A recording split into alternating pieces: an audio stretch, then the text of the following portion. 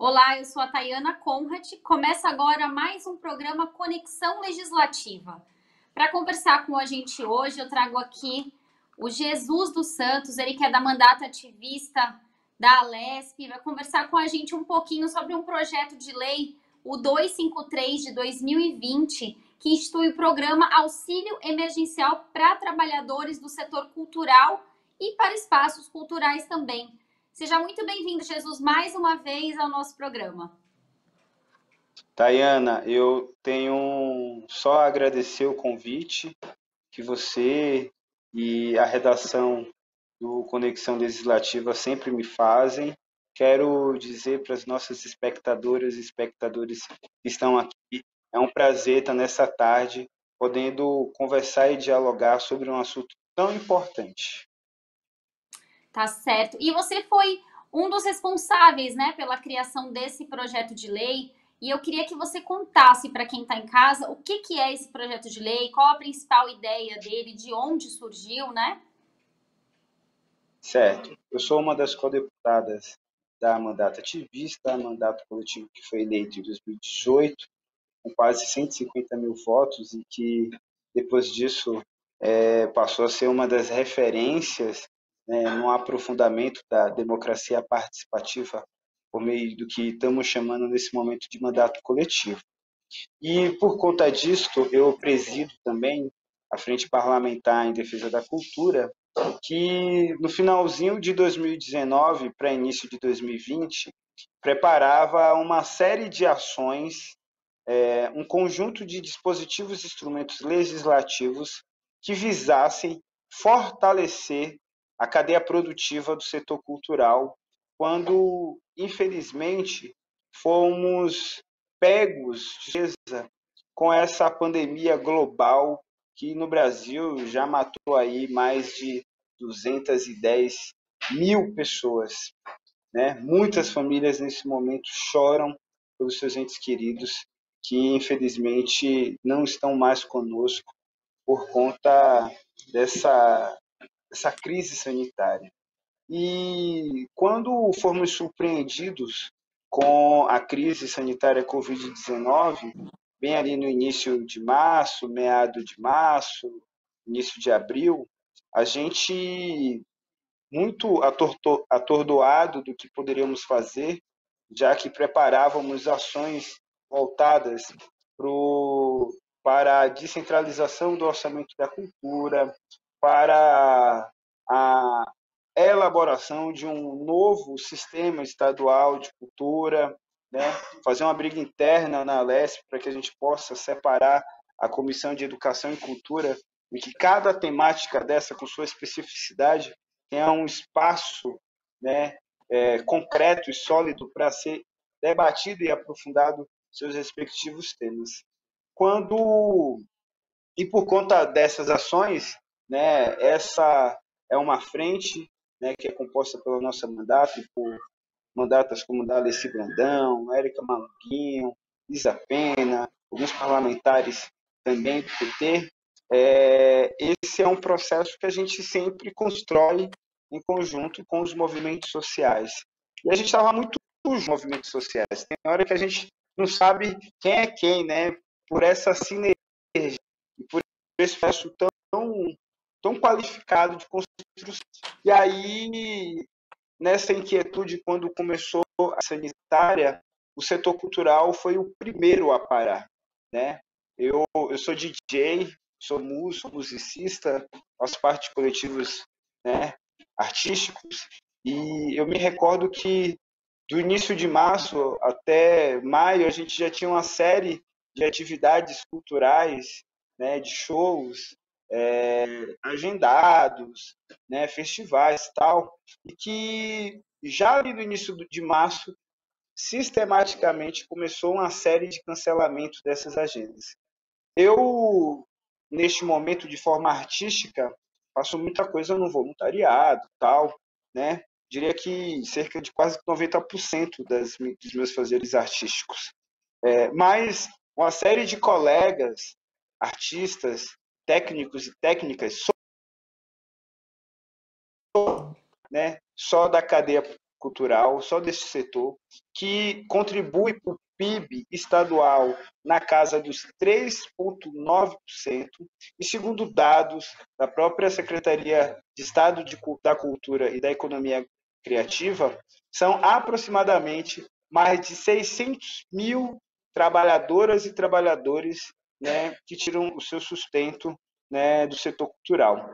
Então, quando a pandemia estabelece processamento social, e aqui é importante dizer que, embora tenha sido esse um entrave para esse setor reconhece a necessidade do aprofundamento de tais medidas, justamente, né, para que essa crise sanitária seja o mais rápido contida, seja o menos dolorosa possível e a gente consiga efetivamente voltar às atividades normais. E aí, enquanto a crise, né, essa crise sanitária persiste e essa crise sanitária ainda impossibilita que este setor, que é responsável por uma parcela significativa, seja do PIB ou do orçamento, a nossa preocupação foi, eu como artista, como pai de família, como é que esses pais e mães irão sustentar suas famílias, irão botar comida na mesa, se eles estão, na sua grande maioria, impedidos de trabalhar, dois, trabalham hoje para receber hoje a grana para levar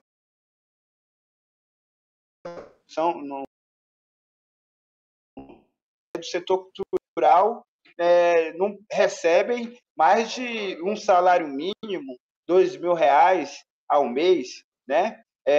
Então isso parou, né? A galera não ia mais ter esse acesso, né? Isso falando dos artistas que trabalham autonomamente, né? Aí vamos falar da galera que está nos vagões de trem, metrô, na galera que está na rua. Essa é a maior parcela do setor cultural, né? E aí, alinhada a isso, a gente tem uma escassez, né? Sejam de editais culturais, cursos, né? Que são liberados para ações, para espetáculos, para fomento dessas coletividades, fazendo com que a preocupação real fosse como que essas pessoas sobreviverão, como essas pessoas levarão comida para casa. E aí, em conjunto, né, com os movimentos sociais, é importante aqui citar a FLIGSP, que é o Fórum Litoral, Interior e Grande São Paulo, de Cultura, outras coletividades, se juntou a gente em uma simbiose tão gostosa, e aí nasce o projeto 253, que prevê duas saídas emergenciais. A primeira é justamente de um subsídio, né, mensal até a pandemia acabar e este setor tem a possibilidade real e concreta de voltar a contribuir com o estímulo, né, das suas atividades para a economia local, para a economia do Estado, num valor do salário mínimo, do salário do piso estadual, que está na casa dos R$ 1.163, entendendo que, embora, e aí tentando fazer inclusive uma contraposição com a lei emergencial aprovada a nível federal dos R$ 600, né? Eu moro na Quebrada, moro na periferia, estou aqui na Zona Norte, estou aqui no Jardim Brasil, e eu convivo todos os dias com pessoas que necessitam pagar aluguel e não existe aluguel menos de R$ 500, R$ 600, né, para as pessoas morar. Não é nem de forma digna, é no mínimo de forma razoável. Então, quando a gente estabelece o piso estadual, é entendendo que esse seria o mínimo para uma família poder se sustentar, né, para uma pessoa poder arcar com as suas despesas, com as suas necessidades mais básicas. Afinal, esse dinheiro é o dinheiro que, inclusive, retorna para o Estado, porque o que essas pessoas vão pagar acabam retornando em ICMS, acabam retornando em impostos, né, como o próprio IPTU, porque estamos aí há mais de a crise sanitária no Brasil vai fazer aí um aniversário, mas ninguém foi liberado de pagar aluguel, ninguém foi liberado de pagar IPTU. Então, isso é um dinheiro que, de fato, volta para, né, o próprio fluxo econômico do governo. A segunda linha de atuação do PL 253 dialoga justamente com os espaços culturais, sobretudo os que estão nas periferias, né, que são, eu vou citar aqui uma coletividade, por exemplo, a Casa no Meio do Mundo, que tem um espaço alugado e que durante a pandemia foi base, né, da entrega, né, de diversas organizações que se juntaram em torno de uma rede de apoio humanitário, de entregas de mais de 5.000 cestas básicas na cidade de São Paulo e fora da cidade de São Paulo. Eu conheço experiências de espaços culturais na cidade de São Paulo que abriram cotidianamente durante a pandemia para gerar banheiro, para a galera lavar a mão, para entregar marmita, para receber gente que não tinha onde dormir. Então, esses espaços se demonstram, na verdade, uma estrutura essencial para o combate à Covid-19, sobretudo nas periferias. Então, a proteção, né, o zelo do Estado por esse instrumento e essa ferramenta popular que se constitui uma autônoma, né, se faz assim super necessário para que esses espaços continuem existindo, continuem se solidarizando, instruindo ações aí nas periferias, diminuindo os impactos da falta do Estado, porque a crise do Covid-19 só esgaça, só revela ainda mais a latente desigualdade que esse país vive desde o início da sua construção, né? E reforça que se o nós por nós não for cada vez mais fortalecido, ninguém o fará. Então, esses dois eixos, vamos dizer assim, do PL 253, né, ele visa preservar vidas, né, seja a renda emergencial, ou seja, os recursos para os espaços de cultura, né, ajuda justamente a preservar a vida e ajuda, inclusive, ao fluxo econômico da continuidade. E aí sempre me perguntam, né, ô Jesus, mas tem aí o Estado com uma série de dificuldades econômicas. É só a gente olhar, né, inclusive, a arrecadação do ano passado. É importante dizer que o governo poderia deixar de lado uma série de convênios, uma série de ações, né, que em nada contribui para o enfrentamento do Covid-19. Só vou dar aqui um exemplo. O que a gente está chamando aqui de comunicação, que está lá descrito no orçamento, só para o ano de 2021 houve um acréscimo de 60 milhões de reais.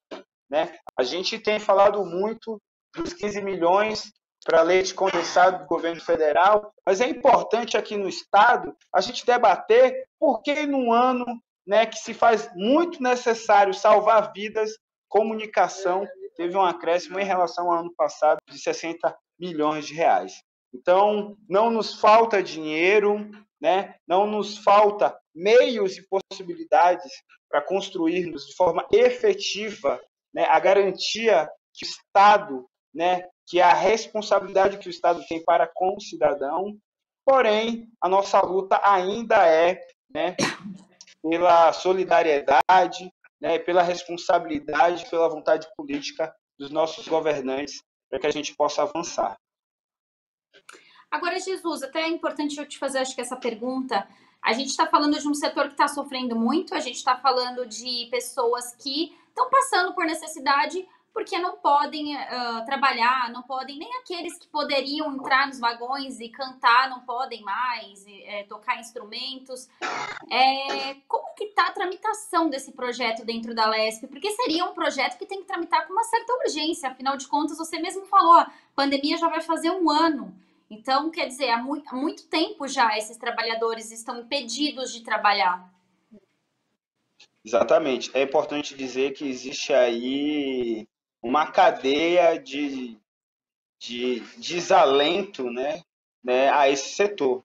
seja a execução da própria lei Aldir Blanc, né? Eu tenho recebido denúncias do estado inteiro, como uma série de cidades tem se portado diante disso.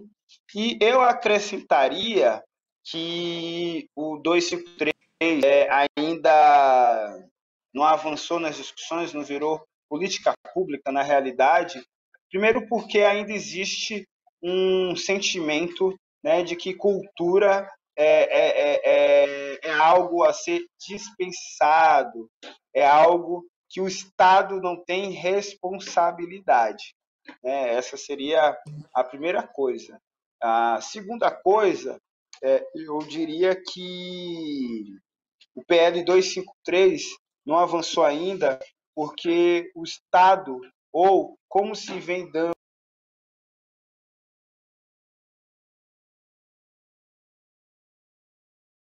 populações marginalizadas e um aumento do Estado para quem sempre teve acesso. É só a gente pegar os relatórios de isenções, desonerações, ou como o orçamento público tem sido executado ao longo do tempo. Na Alesp, a gente, por conta de uma intensa mobilização que os movimentos sociais fizeram, pressionaram os parlamentares, a gente conseguiu chegar com que esse projeto, em alguns momentos, né, pudesse entrar, né, na discussão no colégio de líderes para que pudesse ir para o plenário, né, e ser votado. E isso não aconteceu. Né? Eu diria que o governador e o atual, né, presidente da casa, o Cauê Macris, tem muita responsabilidade nisso. Eu respondo o porquê.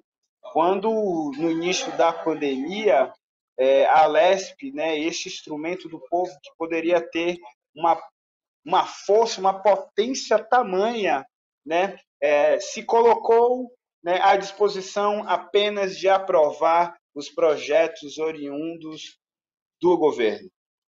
A Assembleia Legislativa deixou de lado o seu papel fiscalizador e proponente de leis para ser, né, apenas a correia de transmissão do governo, para ser apenas um anexo do Palácio dos Bandeirantes. Poderíamos ter feito muito mais, que aqui a gente está falando do projeto 253. Eu sou autor de um projeto, o 254, que fala de uma renda para as famílias, o cartão família,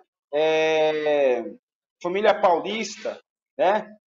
Então, esse foi o momento que a Assembleia, no meu ponto de vista, na minha cosmovisão, e é sempre isso, né? Mas se agravou ainda mais, ela se tornou um anexo do Palácio do Bandeirantes, né? Deixando de lado toda a sua potencialidade e sua capacidade de avançar. Então, por isso, esse é um projeto, no meu ponto de vista, que ainda não avançou, né? Estamos, na semana que vem, retornando os trabalhos legislativos, a casa volta com força total, e eu entendo que uma das discussões mais prioritárias será a discussão da presidência da mesa diretora, em que, inclusive, eu tenho tentado construir uma série de propostas, né, para essa disputa, entendendo de que a Assembleia Legislativa precisa ser cada vez mais um espaço independente, autônomo e fiscalizador. Né? Não somos inimigos do Executivo, mas precisamos cumprir o papel constitucional que nos foi delegado por meio dos nossos votos. Né? Então, cabe aí à Assembleia Legislativa ser mais responsável. Tanto é que, além dos projetos do governo, se a gente for aqui botar na ponta do lápis, 2 projetos foram que passaram, né? que houve discussões mais latentes, que foi talvez a redução de um percentual, né, de recursos, né, da Alesp para serem enviados, né, para o combate à crise, e depois o PLzão, né, uma contribuição aí da maioria das minhas colegas e colegas de parlamento. Foi muito aquém, né, o papel legislativo, mas acho que para 2021 estamos muito mais maduros, estamos muito mais conscientes da nossa responsabilidade legislativa. Eu acredito que, com a pressão dos movimentos sociais, com a nossa correria lá na Lesp, a gente vai conseguir aí avançar para que esse setor, né, não seja mais uma vez assim esquecido por esse governo que, na verdade, pretende e se coloca sempre para dialogar com quem sempre teve do que com aqueles que nunca tiveram. Agora, Jesus, é até importante também a gente tocar nesse ponto, né? Antes da pandemia, o setor cultural já sofria muito, né? Já era escasso. Às vezes, a chegar até a própria cultura é muito difícil. A gente sabe que a população, às vezes, da periferia não consegue ir ao teatro, porque os ingressos também são caros. Eu queria que você falasse um pouco disso. Eu sei que o seu projeto de lei é referente, esse que a gente está falando hoje, é referente à pandemia, mas eu queria falar um pouco além, né? De repente, de um trabalho que ajude a cultura também no pós-pandemia, né? Essa talvez seja a nossa maior missão nesse momento, embora o projeto 253 continue sendo prioridade para a gente.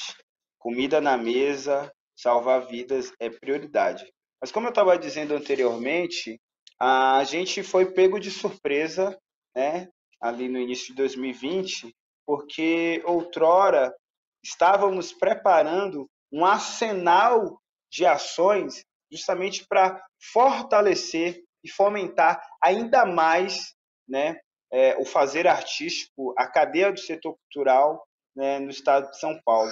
Observa, Tayana, se a gente for botar aqui na linha do tempo, o orçamento da cultura nos últimos 10, 12 anos vem caindo, vem decrescendo. Se você for olhar, o governo do estado tinha, né, porque agora até isso eles acabaram com o PROAC. A gente só tinha um tipo de incentivo, né, de fomento à cultura no nosso estado, né? Tudo que é de recurso, do pouco recurso que se tem, inclusive são para medidas de terceirização desse setor, né? O que são hoje as OS, a quem estão a serviço, né? E ainda assim, de certa forma, logo na entrada do Dória, né, a gente teve aí uma série de possíveis cortes, como no projeto Guri, né, como a retirada dos PROACs identitários, que são fundamentais, né, para o processo de acesso e democratização de tais recursos. A gente estava preparando, no finalzinho de 2019 para o início de 2020, justamente medidas e ações que pudessem fomentar e dar ainda cabo a ações que, de fato, possam contribuir com a mobilidade social. Vou trazer aqui alguns exemplos. No meado de 2019, inclusive, tínhamos feito um encontro lá em Jundiaí com o setor cultural e que a prioridade do movimento era justamente a revisão e aprovação do Sistema Estadual de Cultura, que é composto por 3 tripés. E o que é mais engraçado, que um dos idealizadores, né, do sistema estadual ou nacional ou municipal de cultura é o atual secretário de Cultura e Economia do Estado, né, do governo Dória, e que já foi do governo Lula, que já foi do governo Dilma e que já foi do governo Temer. E, na verdade, no final das contas, a gente não entende nada, né? Porque este mesmo secretário, que é um dos idealizadores, uma das pessoas que botaram a mão na massa na construção disso de forma nacional, ao chegar no Estado, se exime dessa construção, né? Esquece, né? E, inclusive, atua ao lado de um conselho que foi escolhido a dedo pelo governador, indo contra o que ele mesmo construiu dentro do sistema, que são os 3 pilares. Um conselho deliberativo e eleito pelo setor, não indicado, né, pelo setor público, né? Um conselho que seja constituído a partir de processos eleitorais, justamente para dar mais dinamismo e a possibilidade de transparência participação popular e controle social. O que a gente tem hoje, inclusive, como Conselho de Estado, o Sérgio Saleitão sendo vice-presidente, o Dória presidente, pelo menos foi assim que se constituiu ali logo no início, é uma aberração, né? É uma aberração para a construção de políticas públicas, né, para o debate de controle social e participação. Então, isso aí para mim já é um grande equívoco.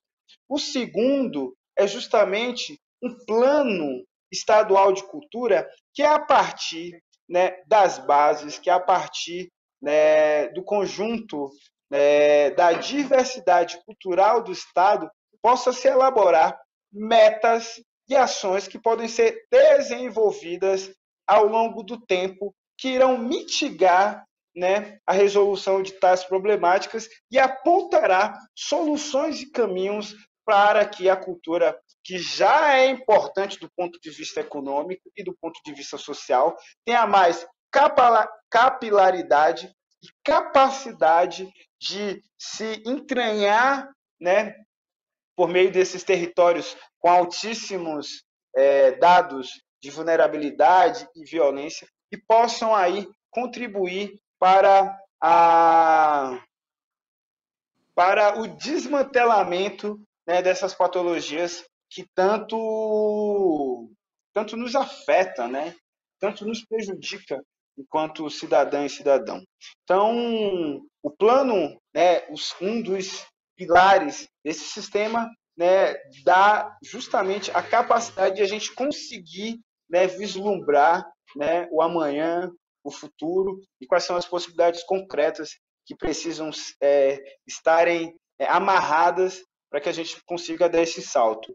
O terceiro, e não menos importante, ele é fundamental, né?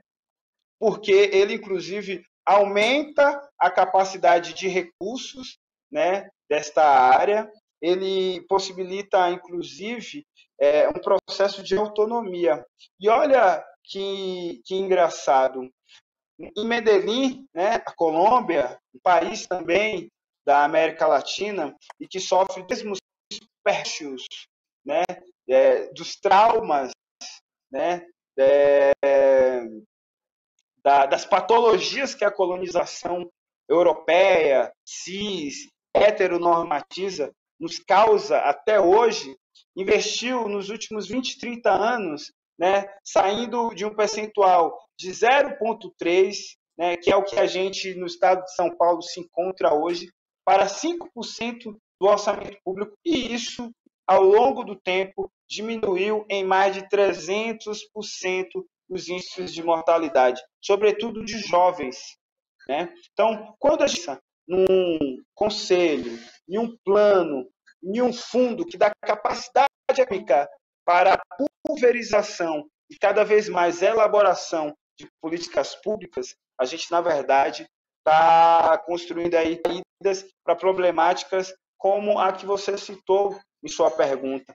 Por que as pessoas não estão tendo acesso ao teatro? Embora o teatro não se faça apenas no espaço físico, né? E aí a gente pode falar do teatro de rua, do teatro de bonecos, e que, né, o que falta, na verdade, muitas vezes não é nem acesso de forma paga a determinados espetáculos, mas na própria no seu próprio bairro, na sua própria cidade, né? Uma série de coletividades já produz isso, inclusive gratuitamente, mas ainda assim, pela escassez de política pública, pela escassez de recurso, nem dessa forma a galera consegue acessar. Isso porque estamos falando do acesso, né?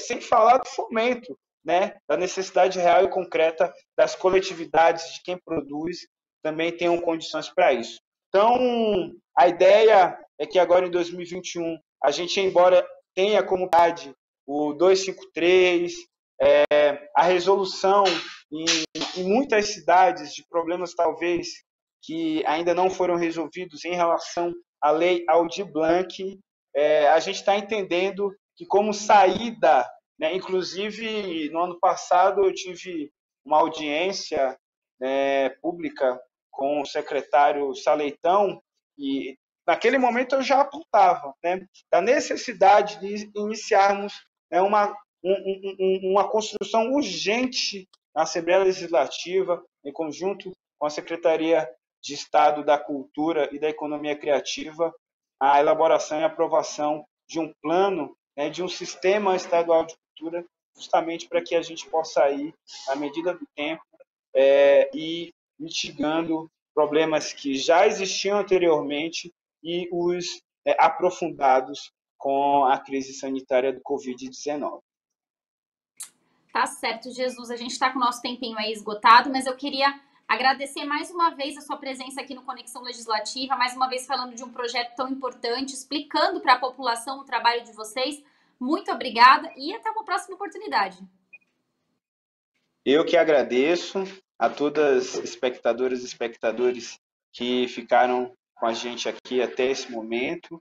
Agradeço mais uma vez a redação e a você, do Conexão Legislativa, pela oportunidade de estar falando, né, deste projeto, dessa iniciativa que é tão importante, né, para salvar vidas e para a economia do Estado de São Paulo. Dizer que estamos trabalhando muito, né, e que se tudo der certo, a gente vai conseguir aí sair dessa, né, com o menos impacto possível. E eu estou à disposição, por favor, me chamem sempre.